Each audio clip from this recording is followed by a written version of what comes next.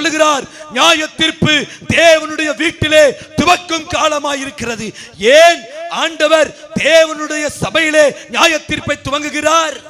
நியாய தீர்ப்பை ஆண்டவர் ஒயின் ஷாப்லையோ சினிமா தியேட்டர்லையோ விபச்சார விடுதியிலோ ஆரம்பிக்கவில்லை.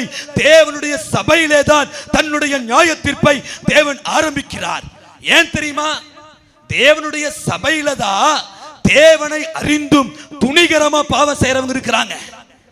ரட்சிப்பை குறித்து கவலையற்றவர்கள் சபையில இருக்கிறார்கள். கிருபையை புரட்டுகிறவர்கள், நிந்திக்கிறவர்கள் சபையில இருக்கிறார்கள். தேவன் சிந்தின இரத்தத்திற்கு நன்றி இல்லாதவர்கள் சபையிலே இருக்கிறார்கள். தேவ வசனத்திற்கு கீழ்ப்படியாதவர்கள், தேவ பயம் இல்லாதவர்கள் சபையிலே இருக்கிறார்கள். எல்லாத்தை விட முக்கியமா திருச்சபையில ஆத்ம பாரம் இல்லாதவங்க, அழிந்து போகிற மக்களை குறித்த கவலையற்றவர்கள், கரிசனை இல்லாதவர்கள் சபையில தான் இருக்காங்க.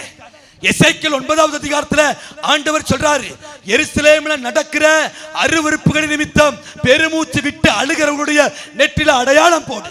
யாரெல்லாம் தேசத்துல நடக்கிற அருவருப்புகளுக்காக கண்ணீர் சிந்தலையோ அவங்களெல்லாம் வெட்டி போடு. அதுவும் பரிசுத்த ஸ்தலத்திலிருந்து ஆரம்பின ஆண்டவர் கட்டளையிடுறாரு. அவர்கள் பட்டயத்தை உருவின அந்த தூதர்கள் மூப்பர்களிடத்திலிருந்து தொடங்குறாங்க. காதுகளை தயவு செய்து கூர்மையாக்கி கவனியுங்கள். ஆத்தும பாரம் இல்லாத சபையில இருந்துதான் தேவனுடைய நியாய தீர்ப்பு ஆரம்பிக்கிறது.